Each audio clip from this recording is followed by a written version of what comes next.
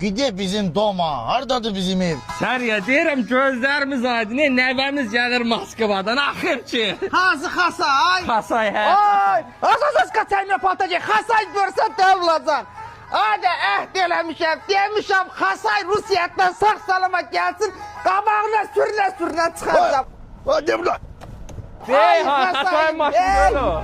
Ay Xasayım, hoş gelipsən. Ay ne tertibin namaz. Ne tertibin namaz. Xasay.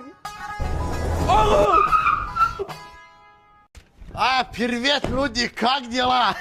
Nənəm, o vaxtı pensiyası bana perevod elədi, mən getdim Rusiyyətə, tutuzdudum, muarvadım, mən heç vaxtsı əziyyəti qaytaramıyacağım, nənəm. İnsama getdiyinə mağarı gətirib qursunlar. Mənim o tək böyle arvadımı niyə əxladın bala? Что, arvadı, babuleti çok var şey,